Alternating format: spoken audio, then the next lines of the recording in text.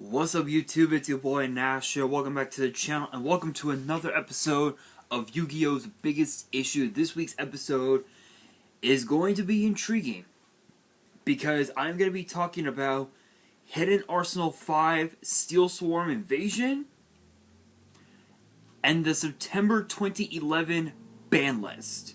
Why am I talking about two totally different things? Well, here's the funny thing. September 2011 was actually a very intriguing month for Konami and for Yu-Gi-Oh! Because of the fact that there were so many different decks that came out during this time. One of the biggest decks that was still going on during this time was, I think, Six Samurai, and funny enough,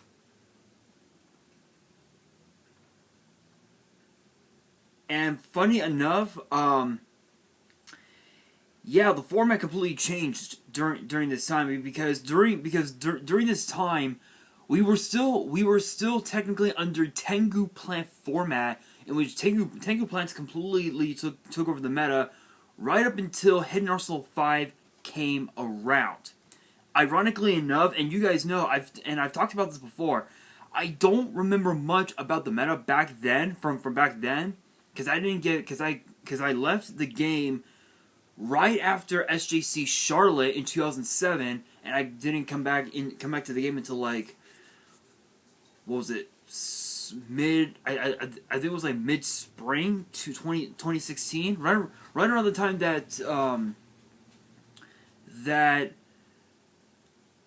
right around the time where I believe Excuse me. When Shining Victories was released, which was ironic. But Hidden Arsenal 5 Steelswarm Invasion released on December 6th, 2011 in North America, and December 1st in English in Europe. OC, I believe. Oh yeah. Oh right. I was right in the Oceanic areas, and as well as French, German, Italian, and Spanish. And then for Korea and for Latin America, it was also released on December 6, 2011. But in Korea, they never got the set until June 4th, 2012. That was right around the time where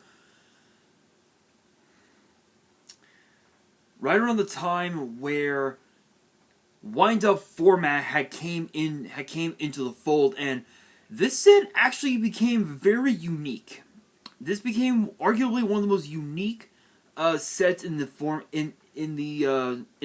December 20 during the format of September 2011. But you guys are wondering, what was the ban list from back then? Well, funny enough, so many cards got banned. So there was at least more than 2 dozen. I would say at least a dozen, more than close to 2 dozen cards got banned. Cards such as cards like Chaos Emperor, Dragon Envoy of the End, Cyberjar, Cyber Sign, Demok, Dark Magician of Chaos for those who are new to the game. Dark Strike Fighter, Destiny Hero, Disc Commander, Fiber Jar, Fishborg Blaster, Goyo Guardian, Magical Scientist, Magician of Faith, Makiora the Destructor, Mind Master, Rescue Cat, Sinister Serpent, Substitute, Thousand Eyes Restrict, Tribe Infected Virus, Tsukiyomi Victory Dragon, Witch of the Black Forest, and Yata Garasso. Obviously, each of these cards had their own reason for getting banned. One of the biggest cards that did get hit was obviously cards like Chaos Emperor Dragon, Demok, Disc Commander, Goyo Guardian, as well as Makiora the Destructor, Rescue Cat, Thousand Eyes, Tsukiyomi, and Yata Garasu. Chaos Emperor Dragon, obviously because it's a board wipe. It's a board wipe with wings, and you basically get to just deal your opponent damage for each card that was sent to the graveyard, basically, which was absolutely nuts. Cyberjar basically was another form, another board wipe. But the weirdest part about Cyberjar was the fact that both you and your opponent draw out 5 cards from the top of your deck. Any monsters that were that were 4 stars or less, they get summoned in either face up attack or face down defense. And the rest of the card, excuse me. And the rest of the cards go into your hand, which could help you out depending on what cards you drew out. Demog is Demog. You basically get to add a spell from your grave back to your hand, kind of like a Magician of Faith, sort of. Disc Commander, just being able to draw 2 cards when it's summoned back from the graveyard. You can't go wrong with that. Goryu Guardian was basically Snatch Steal with legs. Magician of Faith was, again, basically Magician of Faith, again, to add a spell from the grave back to the hand. Machior the Destructor, there was a play involving this card. It was a weird play that nobody knew about, but it was actually pretty good. It was pretty funny, but it was pretty good. Being able to get this destroyed and to use it as a beacon to play just traps for days from your hands is just absolutely crazy. Rescue Cat, the reason why Rescue Cat was on this list was for a multitude of reasons. One of them was because of the X-Saber plays that you can make. Because there was a couple cards that are beast. What are those 2? Dark Soul and Air Bellum, which is kind of crazy. Thousand Extra Strength is basically another form of Snatch Steal, but the monster you take becomes an equip to Thousand Eyes. And then Tsukiyomi is basically Book of Moon. Yatagarasu, it's because of the Yata lock, basically. So, yeah. And then, of course, the spells that got banned. Brain Control, Butterfly Dagger, Alma, obviously because of the plays with, obviously because of the plays with Gearfree, the Iron Knight, pretty much. Card Escape Return, Change of Heart, Cold Wave, Confiscation, Delinquent Duo, Dimension Fusion, Giant Trunake, Crystal Charity, Harpy's Feather Duster, which is kind of ironic. Last Will, Mass Driver, Metamorphosis, Martial Nightmare, Painful Choice, Pot of Greed, Premature Burial, Raigeki, Snatch Steal, Temple of the Kings, and the Forceful Century. The traps that got banned were Crush Guard Virus, Exchange of the Spear, Imperial Order, Last Turn, Ring of Destruction, Royal Oppression, and Time Seal. The cards that got limited, there was a lot of them. There was a lot of cards that got limited to 1. BLS, Envoy the Beginning, Blackwing Gale the Whirlwind, Blackwing Kaluth the Moonshadow. You guys can figure out why. Bryonic Dragon of the Ice Barrier, Dark Arm Dragon, Dandelion, Debris Dragon, Stratos, Formula Synchron, all 5 pieces of Exodia, Gladiator Beast, Bestiari, Gores, the Emissary of Darkness, Honest, Lonefire Blossom, Luna, Lightsworn Summoner, Marshmelon, Mizuki, Morphing Jar, Necrophase, Neospatian Grand Mole, Night Sealing, Plague Spitter Zombie. And also too, Legendary 6 Samurai Shion, I almost forgot about him. Sagan, Tech Genus Hyper Librarian, and Trishula Dragon the Ice Barrier, Advanced Ritual R, Allure of Darkness, Black Whirlwind, Book of Moon, Burial from a Different Dimension, Card Destruction, Charge the Light Brigade, Dark Hole, Emergency Teleport, Foolish Burial, Future Fusion, Gateway of the Six, Heavy Storm, Inferni Launcher, Level Limit Area B, Limiter Removal, Mind Control, Monster Game, Monster Reborn, 1-for-1, Pot of Avarice, Primal Seed. That was kind of a very strange card, but plays, I guess. Reasoning, Rhoda, Reinforcement of the Army, basically. Scapegoat, and Sheehan Smoke Signal. Ceasefire, Magical Explosion, Mirror Force, Return from the Different Dimension, Solemn Judgment, Transmigration Prophecy, Torrential Tribute, Trap Dust Shoot, and Wall of Revealing Light. Seriously? My laptop? Thank you. And then the cards that got semi-limited, you have Arc Lord Crissia, Card Trooper, Destiny Hero Militias, DeLorean, Tiger King, the Ice Barrier, Necro Gardna, Summoner Monk, Tragoedia, Chain Strike, Destiny Draw, Magical Stone Excavation, Royal Tribute, Swords Revealing Light, Bottomless Trap Hole, Call of the Haunted, Magic Cylinder, Mind Crush, Ojama Trio, and Solemn Warning. And the cards that were taken off the list, you had Judgment Dragon, Spirit Reaper, Megamorph, MST, Overload Fusion, Gravity Bind, and Icarus Attack. And the reason why a lot of these cards got to the spot that they did back then was for various reasons that you would not think possible. Gale the Whirlwind and Clue the Moonshell. Gale the Whirlwind was basically a way to cut your opponent's monsters in half, and to be able to attack with it is just absolutely fucking nuts. Clue the Moonshell was basically Rush recklessly in the form of a monster. Basically, Dark Arm Dragon, Teledeath format. You can't. It's pretty self-explanatory. Stratos got limited to 1 because you basically get to either Rhoda out one of your hero monsters, or you get to basically MST your opponent's back row for each hero you had on the field, which is kind of crazy. And then Exodia, basically it's Exodia. You gotta put Exodia to 1. You can. It's obvious. But once this list came out, that was when we started to get into started to get into wind up format, which was right around the time where not only Hidden Arsenal 5 came out, but also right around the time that Generation 4 started to come out, and as well as the Xyz starter deck that introduced us to Utopia, which is insane. It also gave us several others as well, because ironically enough, back in these times, there weren't a whole lot of Xyz monsters that you could run. It was literally. Sorry guys, something got caught in my pants.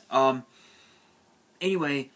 Again, there weren't a whole lot of Xyz monsters that were viable for your deck. So you would just find, if you had at least one Xyz monster, that you literally had to run it in your extra deck, which is kind of crazy, which is pretty crazy. But once we got into sets like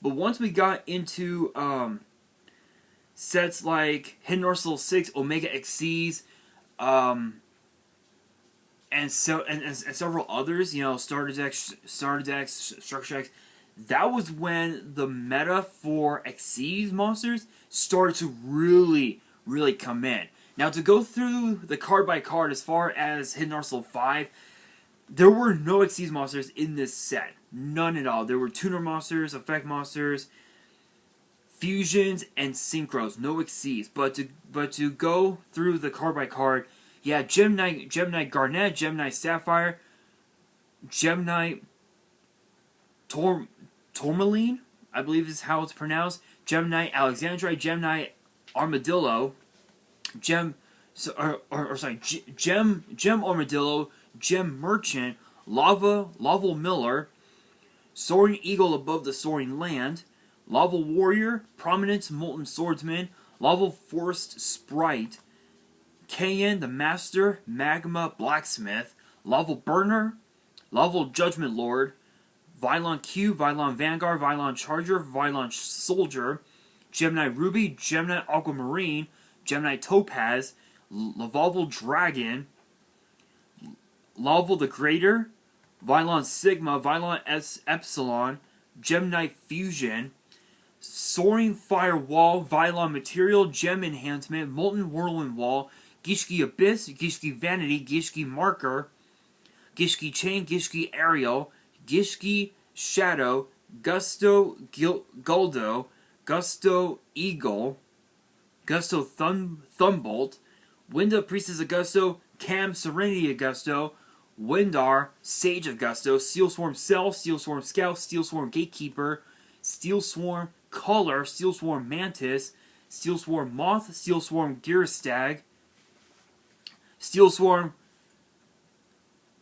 Kaukastag, I believe is how it's pronounced, Ivagishki Mind Aegis, Ivagishki Mind Ogre, Daigusto Goldos, Daigusto Eagles, Gishki Aqua Mirror, Contact with Gusto, First Step Towards Infestation, Aqua Mirror Meditation, Blessings for Gusto, and Infestation Wave. So when you look at this set in particular, there were only a few cards that became kind of pretty decent, and one of the ones was Gemini Garnet. You're thinking, why? The funny thing about Gemini Garnet was that this was one of the key cards for your Gemini Fusion plays from back in the day. Yes, not only that, it was also fodder for Xyz summoning, which is even more hilarious. Truth be told, Gemini Garnet was one of them. Lavalval Dragon actually ended up becoming a really funny staple in multiple different fire decks. It became a really funny staple in decks like Brotherhood of the Fire Fist, and even also Battling Boxers as well. Because if you can implement Fire Tuners into a Battling Boxer deck, yeah, that's pretty funny. But the card reads, you can shuffle 2 level monsters from your grave into your main deck, then target one card your opponent controls, return it to the hand. Ironically enough, I believe it did get a couple of erratas during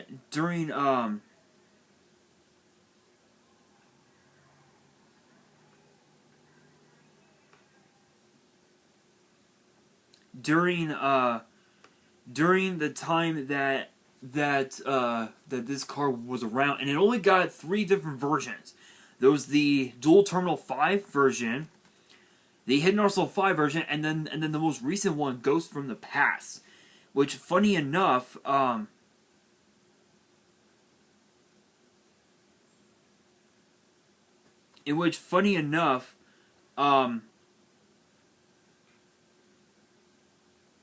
it's basically a recycle 2. Your opponent discards 1, basically. That's basically all it does, which is kind of funny. But again, a lot of people would run Lavalval Dragon because of the fact that you were able to implement you were able to just jump one of your opponent's cards back to their hand, which could have been pretty much anything. It could have been a Utopia, which it would go back to the extra deck, which would take them at least a turn to resummon Utopia. It was pretty crazy. Another one that became extremely broken, and it also became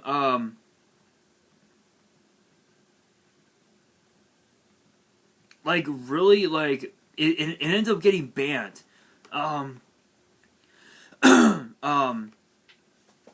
At some point, Gemini Fusion, which is kind of funny. Fusion summon 1 Gemini Fusion monster from your extra deck using monsters from your hand or side of the field as fusion material. If this card is in your grave, you can banish 1 Gemini monster from your grave. Add this card to your hand. So basically, you would run at least, I believe the play was that you would run 2 copies of Gemini Garnet and be able to banish 1 Garnet from your grave. Add this card to your hand to use the second Garnet as the fusion material, which is kind of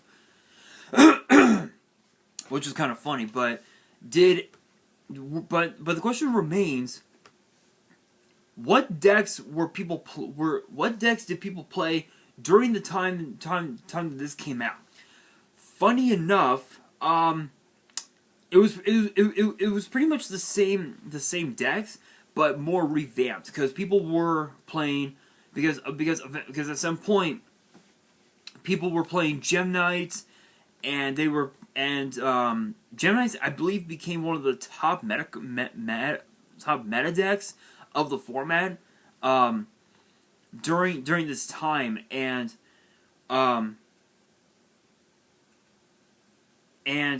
the three main fusions from the three Gemini fusions that you were running during the time that this set was released were Ruby, Aquamarine, and Topaz. Ruby has a very unique effect. I'm actually going to read off all three of their effects.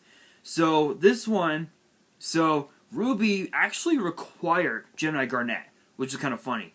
And then a Gemini monster must first be fusion summoned with the above materials. With the above fusion material monsters. Once per turn, you contribute one face of gem monster. This card gains attack equal to the attributed monster's attack on the field until the end phase. Excuse me. If this card attacks its defense position monster, inflict piercing damage to your opponent. Basically, it was basically an attack again Mad Sword Beast. It literally had the effect of Mad Sword Beast because once Konami realized that Mad Sword Beast was good, Konami started to print cards that had the piercing damage effect, which was Mad Sword Beast, which people called it the Mad Sword Beast effect. Next up, we had Gemini Aquamarine, which actually required one Gemini monster and Sapphire. In which, again, the first text said is the same. Must first be fusion summoned with the above materials.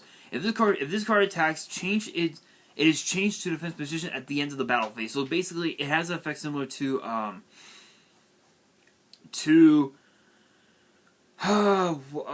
Goblin Attack Force, basically. And then the other effect says, when this card is sent from the field to the grave, target one card your opponent controls, return that target to the hand. Being able to just do that is just really good. It's just really good. And then Topaz, I believe you needed... What did this card need? It was one Gemini monster and something else. Tourmaline, right. It was Tourmaline and another Gemini. Again, the same thing with the first effect. This card can attack twice during each battle phase. When this card destroys an opposed monster by battle, sends it to the grave. Inflict damage to your opponent equal to the attack of the destroyed monster in the grave. So it had an effect similar to number 14. I think to number 14, Greedy Saramaya, where you're able to just deal damage equal to your opponent's monster's attack, which was absolutely nuts. Again, this set didn't really define the meta too much, but a lot of people were playing Gem Knights because of the fact that Gem Knights became one of the next meta decks up until we got to wind up format, actually, which was kind of crazy. But yeah, this set wasn't really too good, but as far as like competitive play, but nowadays as far as the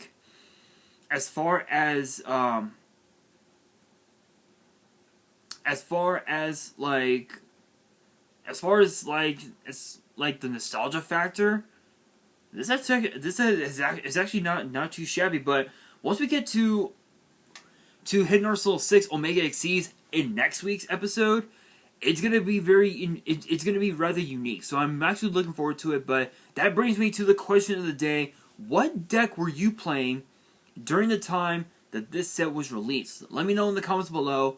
And that is going to do it for this video. Hopefully you guys enjoyed. If you did, make sure you guys smash that thumbs up button if you guys are new to the channel and you guys want more episodes of Yu-Gi-Oh's Biggest Issue, which gets posted every Friday. Make sure you guys subscribe to the channel and hit that notification bell so you guys don't miss out on any new content that comes your way. And be sure to follow me on Twitter and Instagram. All the links will be down in the description below. And if you guys have any family you want to send me and want me to open up on the channel, my address will also be in the description as well. And on that, this is your boy Nash, signing out.